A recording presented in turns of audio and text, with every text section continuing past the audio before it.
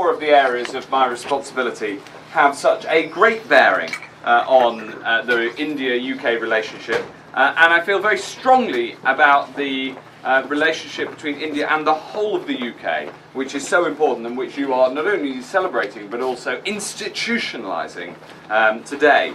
Of course, it was through digital there is enormous overlap, and as the digital secretary, it's a bit of a funny name. It sounds like one of the things that AI is going to replace over the years. But as the digital secretary, I clearly care deeply about the UK-India relationship and the Manchester-India relationship, because there is so much that we can do together, that we already do together, and that we can do much more. Of course, in terms of culture, we speak at the end of the Anglo-Indian Year of Culture, which is an event encompassed hundreds of cultural events, both here in the UK and in India, where we've celebrated that partnership, and indeed there is yet more to come, with unprecedented collaboration between British and Indian museums, and of course music and film going gangbusters too.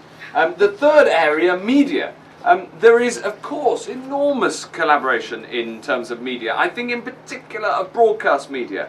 I first experienced this 6 years ago when I had the great honour of leading the British parliamentary cricket team on a tour of India. And our game against some of you are nodding, you might have remembered this memorable occasion when we played against the Indian Parliament up in Dharamshala in the new stadium that's now an international stadium. In a way, this was the first international match, although I wouldn't call it a high caliber one.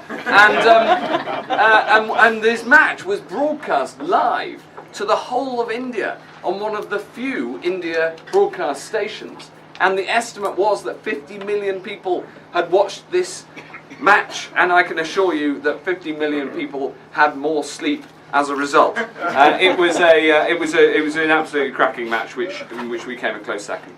And then, of course, there's the relationship in sport, and the sporting relationship is strong and it is deep, but it is more exemplified in cricket, of course, than any other sport, and it is something that ties our culture together, as well as our communities, and as leaders globally in fintech and edtech and medtech and smart manufacturing, the links of the future, which are about the combination of creative capability and technical excellence. This is the future for the UK, and it sure as anything is where India's going in the future as well. We see great signs of optimism, and we see nothing but the best for the future of this relationship, and that's why when you asked me I wanted to come and just say a few words so that we can all celebrate that together. Thank you very much indeed.